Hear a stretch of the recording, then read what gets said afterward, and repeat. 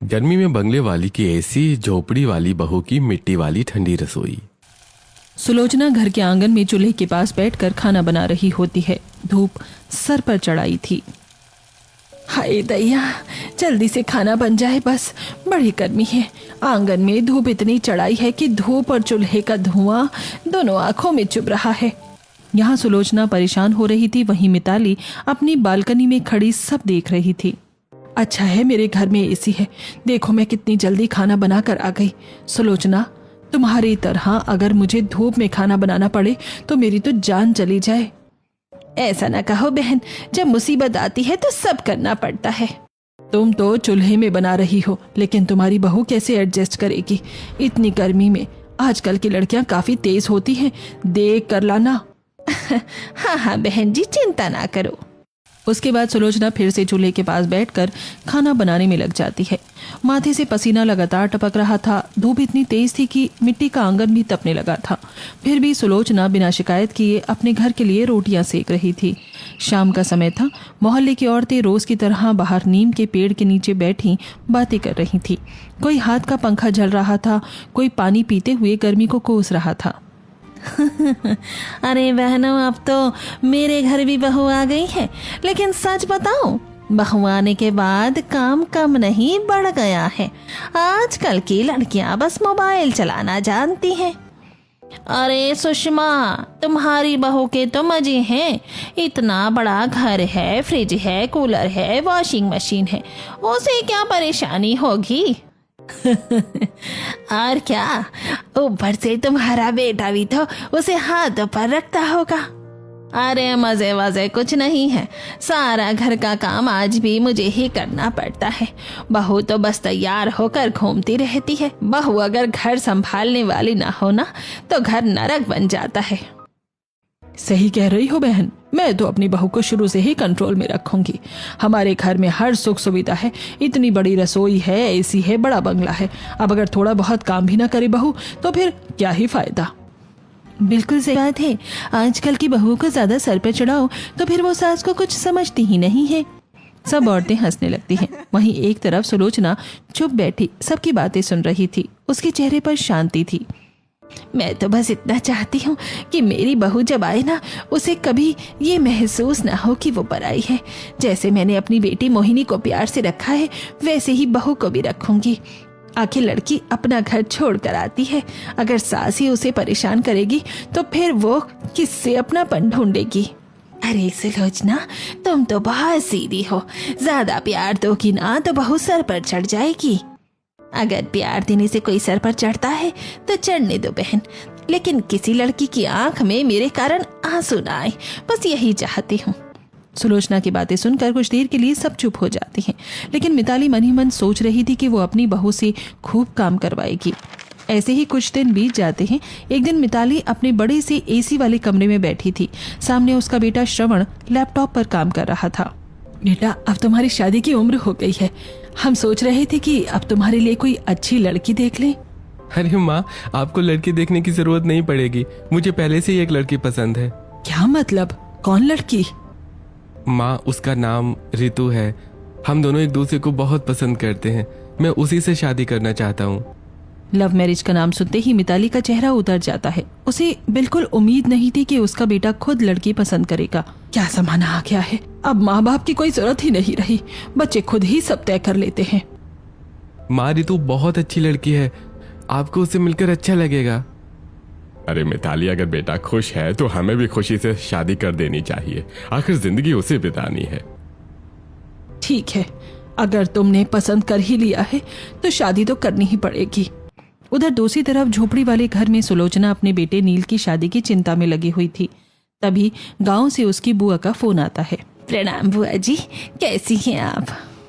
मैं ठीक हूँ बेटी। सुन, मैंने नील के लिए एक लड़की देखी है, बहुत सुंदर, सुशील और संस्कारी है। घर गरीब जरूर है, लेकिन लड़की हीरा है, हीरा। सच बुआ जी, फिर तो हम जल्दी गांव आएंगे। कुछ दिनों बाद सुलोचना, केशव और नील गांव जाते हैं।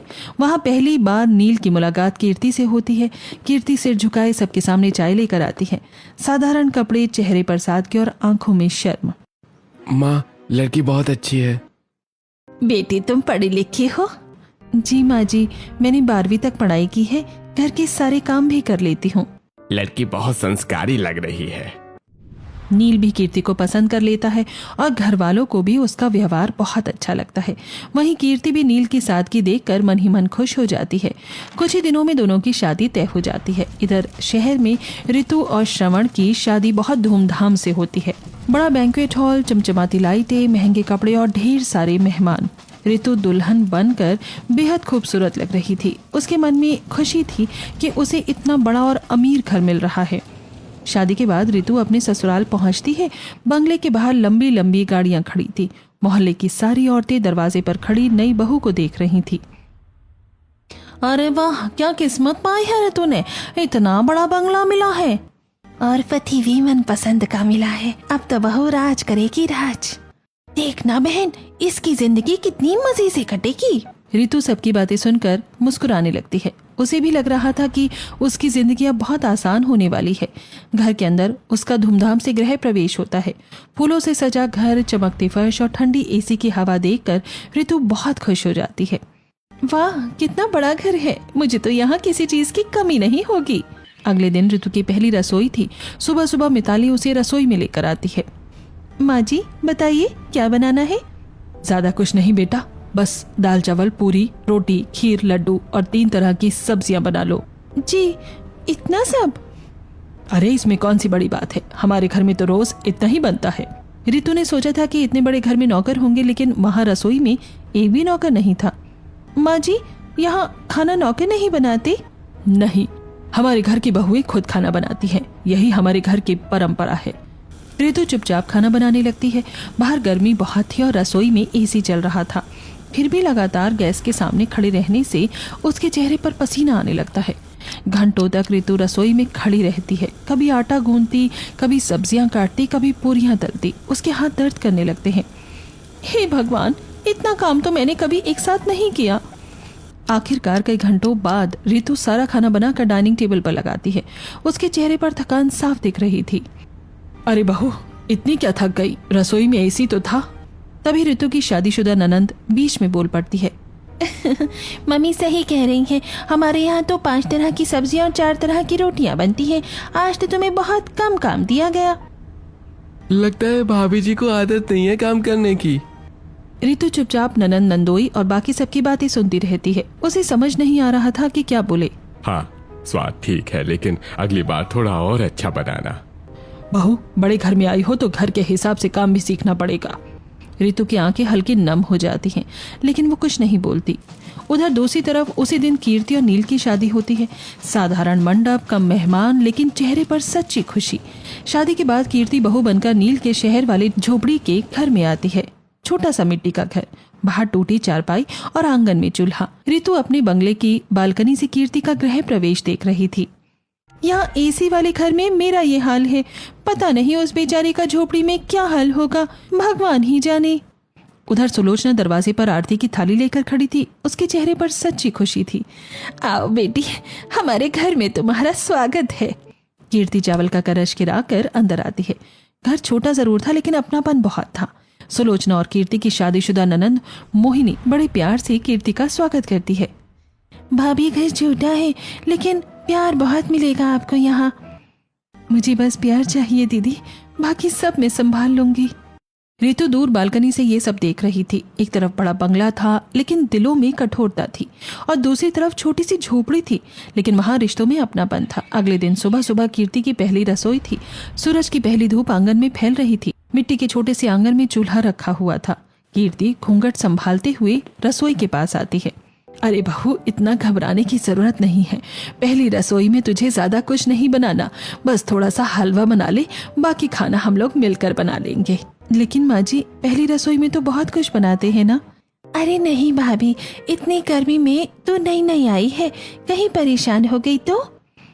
देखा ना बेटा, धूप कितनी तेज है। ये खुला आंगन दोपहर तक तवा बन जाता है। तू बस हलवा बना, बाकी रोटी सब्जी में और मोहिनी बना लेंगे। कीर्ति की आंखों में हल्की चमक आ जाती है। उसे उम्मीद नहीं थी कि ससुराल में कोई उसका इतना ख्याल रखेगा। मेरा घर भले ही छोटा है, लेकिन यहाँ लोग दिल से अमीर हैं। कीर्ति धीरे धीरे हलवा बनाने लगती है।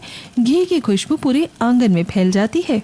अरे वाह, हलवे की खुशबू तो पूरे मोहल्ले में जा रही है। लगता है हमारी बहू बहुत स्वादिष्ट खाना बनाती है। पिताजी, मैंने कहा था ना, कीर्ति बहुत अच्छी है। कुछ देर बाद सब लोग जमीन पर बैठकर पहली रसोई का खाना खाते हैं। अरे भाभी, ये तो बहुत स्वादिष्ट बना है। मेरी बहू के हाथों में तो जादू है। अब तो रोज हलवा बनवाएंगे। सबकी तारीफ सुनकर कीर्ति शर्मा जाती है। उसके चेहरे पर सच्ची खुशी थी। उधर दूसरी तरफ बंगले वाले घर में रितु की जिंदगी बिल्कुल अलग थी। सुबह के 5 बजे थे। रितु नींद से उठकर सीधे रसोई में पहुंच जाती है। पहले चाय, फिर नाश्ता, फिर दोपहर की तैयारी। पूरा दिन बस रसोई में गुजरने लगा था। एसी चल रहा था, लेकिन लगातार गैस के सामने खड़े रहने से उसका चेहरा पसीने से भीग जाता है। बहू, जल्दी करो, श्रवण को ऑफिस जाना है। नाश्ता अभी तक तैयार क्यों नहीं हुआ? माँ जी, बस 5 मिनट, मैं पराठे सेक रही हूँ। भाभी, आप तो बहुत धीरे काम करती हो। हमारे घर का काम करने की आदत डालनी पड़ेगी। रितु चुपचाप काम करती रहती। सुबह का नाश्ता खत्म होते ही दोपहर के खाने की तैयारी शुरू हो जाती। माँ जी, थोड़ा बैठ जाऊं क्या? बहुत गर्मी लग रही है। अरे बहू, इतनी सी रसोई में थक गई तू। ऊपर से एसी भी चल रहा है। काम चोरी मत कर। गांव की औरतें देखो कितनी मेहनत और कैसे मेहनत करती हैं। रितु चुप हो जाती है। उसकी आंखें भर आती हैं, लेकिन वो किसी को कुछ नहीं कहती। दोपहर के करीब 1 बजे थे। रितु बालकनी से बाहर देख रही थी। सामने झोपड़ी वाले घर के आंगन में कीर्ति खाना बना रही थी। तेज धूप उसके सर पर पड़ रही थी। रितु चुपचाप सामने का दृश्य देखती रही। मिट्टी की रसोई में सब लोग हंसते बोलते साथ खाना बना रहे थे। कोई किसी पर हुक्म नहीं चला रहा था, कोई ताने नहीं दे रहा था। वहाँ गर्मी जरूर थी, लेकिन रिश्तों में अपनापन भी था।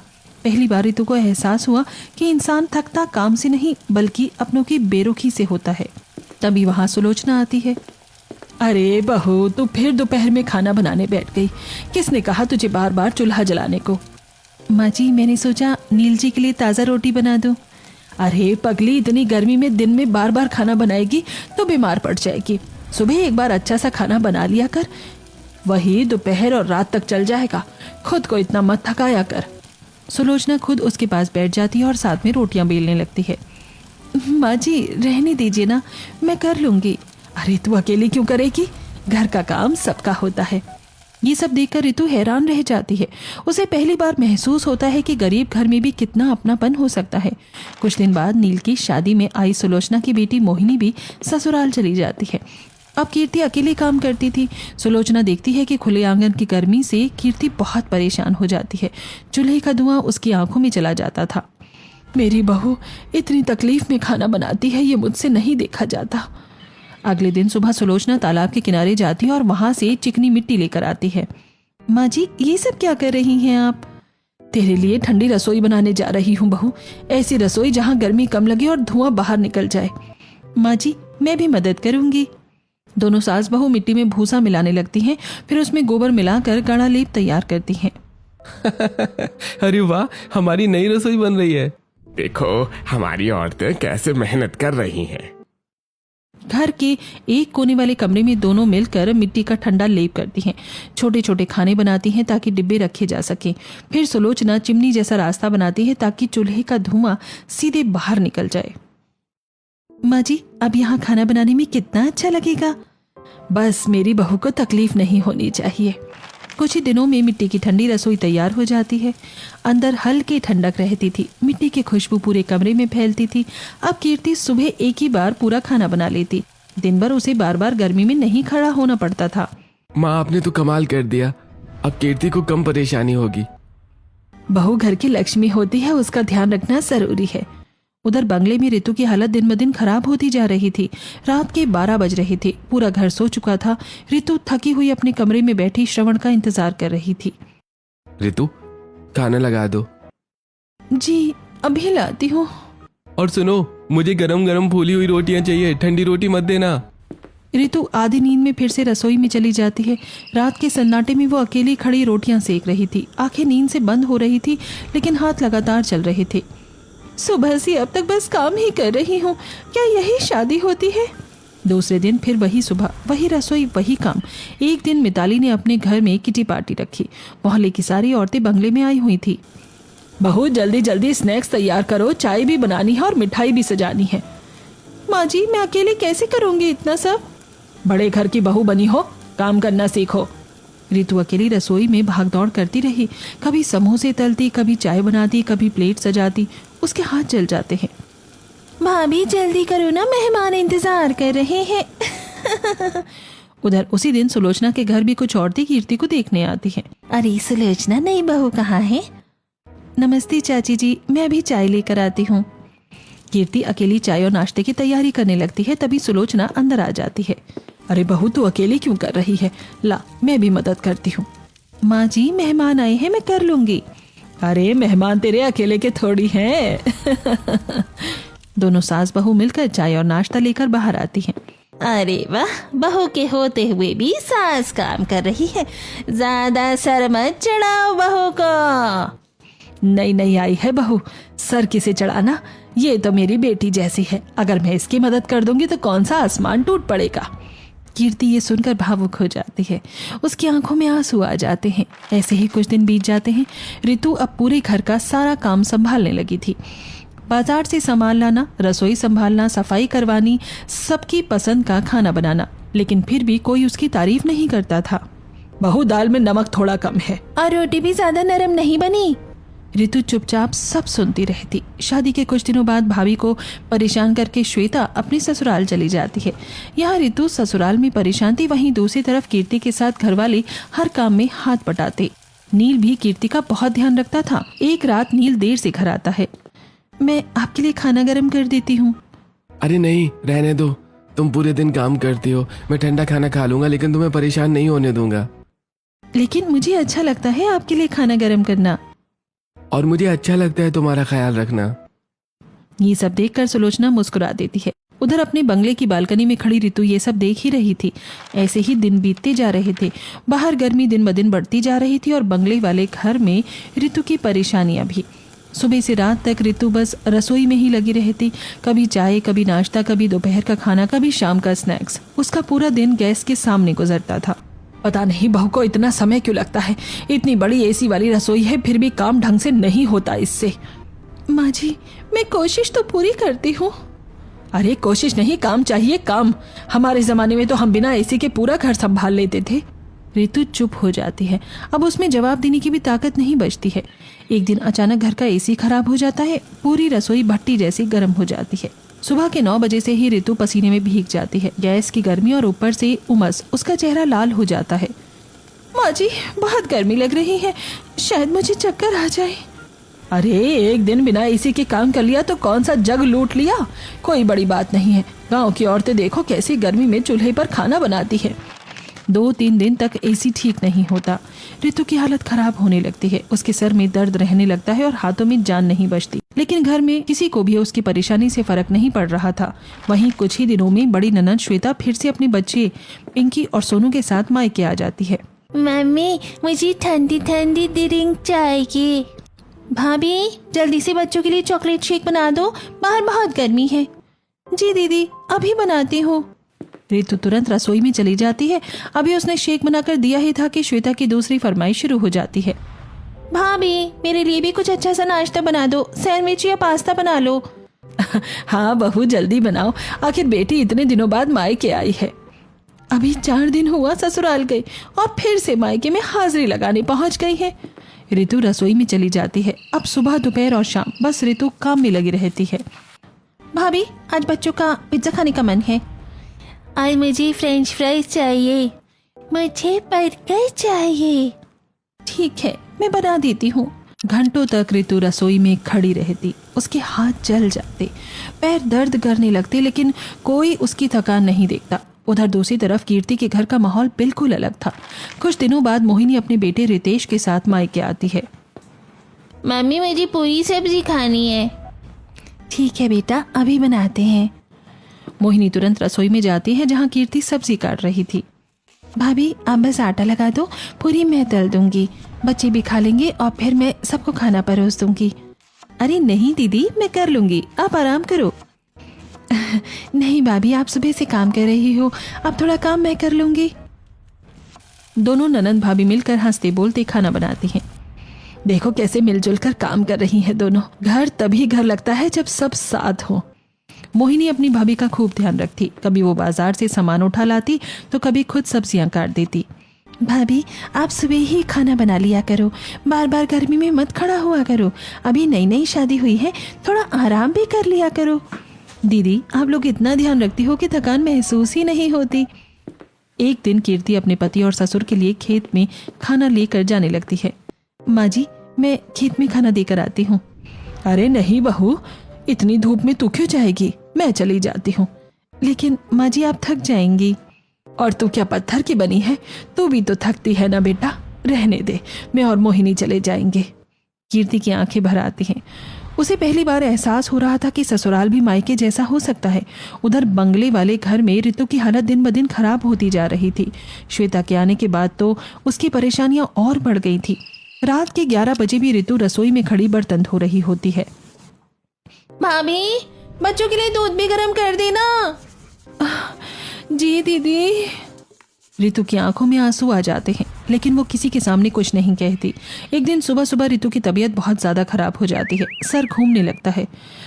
माँ जी मुझे थोड़ा बुखार लग रहा है। हल्का फुल्का बुखार तो सबको होता है, काम करने से कोई नहीं मरता। पहले नाश्ता बना लो। ऋतु किसी तरह काम करती है, लेकिन अंदर ही अंदर टूटने लगी थी।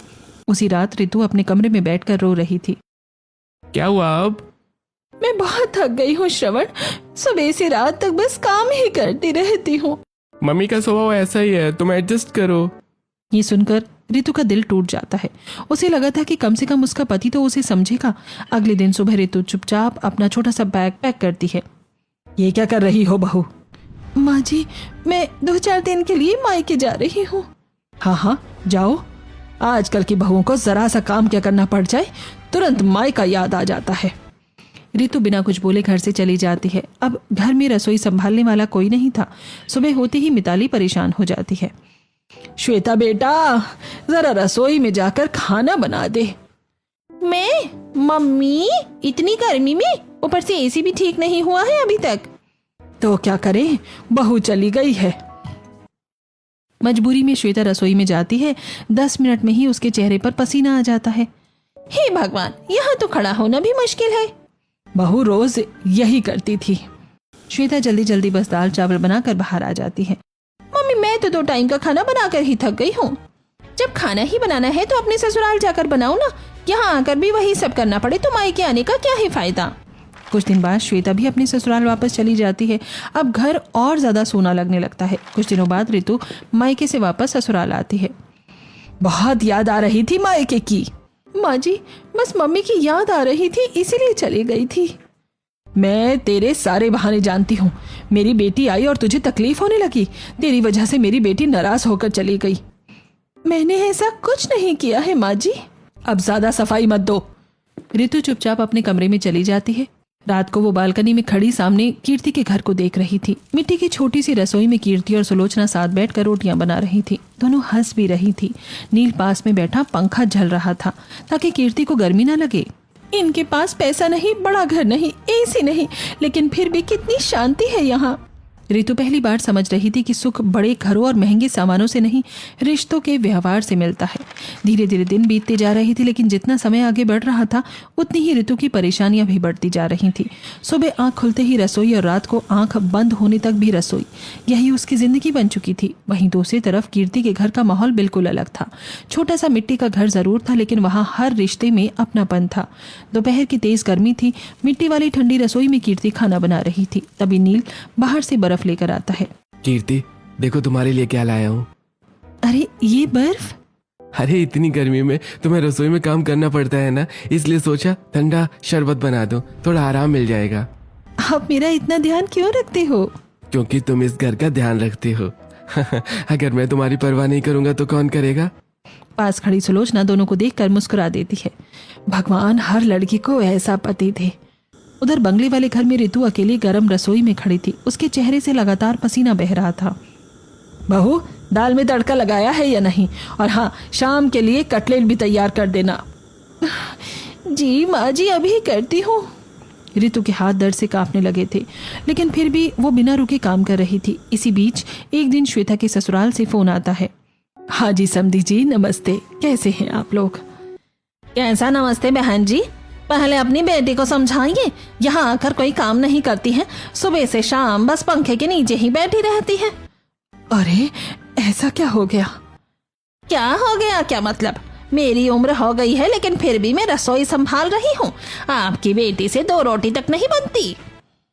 मम्मी जी, गर्मी सबको लगती है लेकिन घर के काम भी तो करने पड़ते हैं ना। श्वेता हर समय बस आराम चाहती है। ये सुनते ही मिताली का चेहरा उतर जाता है। अच्छा, मैं बात करती हूँ उससे। फोन करते ही मिताली सोच में पड़ जाती है। पहली बार उसे एहसास होता है कि शिकायत सुनना कितना बुरा लगता है। उसी शाम श्वेता मायके आती है। उसका चेहरा उतरा हुआ था। ये सब क्या सुन रही हूँ मैं? तेरे ससुराल वाले शिकायत कर रहे थे कि तू कोई काम नहीं करती। मम्मी वहाँ बहुत काम करवाते हैं, गर्मी में मेरी हालत खराब हो जाती है। मिताली को अचानक रितु की याद आती है। उसे एहसास होने लगता है कि वही सब तो वो अपनी बहू के साथ भी करती थी। रात को श्वेता चुपचाप रितु के कमरे में आती है। दीदी आप? भाभी मुझे माफ कर दो। अरे दीदी कैसी बातें कर रही हो आप? मैं आपको कितना ताना मारती थी, दिन भर आपसे काम करवाती थी, लेकिन आज मेरे साथ भी वही सब हो रहा है। अब मुझे एहसास हो रहा है कि आपने कितना सहा होगा। दीदी सच कह रही हूँ भाभी, जब खुद पर गुजरती है ना तब दर्द समझ आता है। मुझे माफ कर दो। रितु की आंखें भी नम हो जाती हैं। दीदी आप बड़ी हो, ऐसे मत बोलो। बस अब सब ठीक हो जाएगा, यही काफी है। कुछ दिनों बाद मिताली का जन्मदिन आने वाला था। इस बार रितु ने सोचा था कि चाहे कुछ भी हो जाए वो अपनी सास का जन्मदिन अच्छे से मनाएगी। माँ जी इस बार आपका बर्थडे मैं पूरी तैयारी से मनाऊंगी। इतनी मेहनत क्यों कर रही हो बहू? क्योंकि आप मेरी माँ जैसी हो। मिताली ये सुनकर थोड़ा भावुक हो जाती है लेकिन कुछ कह नहीं पाती। जन्मदिन वाले दिन सुबह से ही रितु तैयारी में लग जाती है। कहीं सजावट हो रही थी, कहीं खाना बन रहा था। मेहमानों के लिस्ट, स्नैक्स, मिठाई सब कुछ रितु अकेले संभाल रही थी। भाभी मैं भी मदद कर देती हूँ। नहीं दीदी आप मेहमानों को संभालो, यहाँ मैं कर लूंगी। रितु बहुत प्यार से बर्थडे केक तैयार कर रही थी। उसने पहली बार खुद से इतना बड़ा केक बनाया था। बस ये केक अच्छे से बन जाए, माँ जी खुश हो जाएंगी। लेकिन तभी अचानक ओवन से चिंगारी निकलती है और ओवन खराब हो जाता है। कुछ ही सेकंड में केक जल जाता है। हे भगवान अब क्या होगा, सारे मेहमान आने वाले हैं। रितु घबरा कर बालकनी में इधर उधर घूमने लगती है। उसकी आंखों में आंसू भी आ जाते हैं। तभी सामने से कीर्ति उसे परेशान देख लेती है। अरे रितु दीदी क्या हुआ, आप इतनी परेशान क्यों हो? मेरा केक जल गया है, ओवन भी खराब हो गया, अब बर्थडे कैसे होगा? माँ जी बहुत नाराज होंगी। बस इतनी सी बात, आप टेंशन मत लो, मेरे पास उपाय है। उपाय? कीर्ति तुरंत अपने घर जाती है। मिट्टी वाली रसोई में चूल्हा जलाती है। क्या हुआ बहू, इतनी जल्दी जल्दी क्या कर रही है? माँ जी रितु दीदी का केक जल गया है, मैं चूल्हे पर केक बना रही हूँ। बहुत अच्छा कर रही है बेटी, जल्दी मदद कर दे उसकी। कीर्ति तेजी से केक का बैटर तैयार करती है। फिर बड़े बर्तन में नमक डालकर देसी तरीके से चूल्हे पर केक बेक करने लगती है। उधर रितु मेहमानों को संभाल रही थी लेकिन उसका दिल घबराहट से धड़क रहा था। अरे बहू केक तैयार हुआ कि नहीं? जी बस आ रहा है। कुछ ही देर बाद कीर्ति सुंदर सा केक लेकर बंगले में आती है। रितु दीदी आपका केक तैयार है। सच में? रितु केक देखकर हैरान रह जाती है। चूल्हे पर बना केक इतना सुंदर और मुलायम था कि कोई पहचान ही नहीं सकता था। थैंक यू कीर्ति, आज तुमने मेरी इज्जत बचा ली। पड़ोसी ही पड़ोसी के काम आते हैं दीदी। तभी मिताली वहां आ जाती है। इन्हें किसने बुलाया? रितु पहली बार आत्मविश्वास से बोलती है। माँ जी मैंने बुलाया है। अगर कीर्ति नहीं होती ना आज तो बर्थडे खराब हो जाता। उसने सही समय पर मेरी बहुत मदद की है। मिताली कुछ पल के लिए चुप हो जाती है। फिर वो केक काटती है। सभी लोग केक की बहुत तारीफ करते हैं। अरे वाह, इतना स्वादिष्ट केक तो मैंने पहली बार खाया है, बिल्कुल बेकरी जैसा बना है। मिताली धीरे धीरे सब समझने लगी थी। उसे एहसास हो रहा था कि गरीब होना और दिल का छोटा होना दोनों अलग बातें होती है। केक कटिंग के बाद मिताली सबके सामने खड़ी होती है। आज मैं कुछ कहना चाहती हूँ। सभी लोग चुप हो जाते हैं। मैंने हमेशा पैसों और बड़े घर का घमंड किया है। मुझे लगता था कि गरीब लोग हमसे छोटे होते हैं, लेकिन आज मुझे समझ आया कि असली अमीरी दिल की होती है। मिताली रितु और कीर्ति दोनों के पास जाती है। रितु बहू, मैंने तुम्हें बहुत तकलीफ दी, हमेशा ताने दिए, मुझे माफ कर दो। माँ जी ऐसा मत कहिए। अरे कीर्ति, तुमने बिना बुलाए भी हमारी मदद की।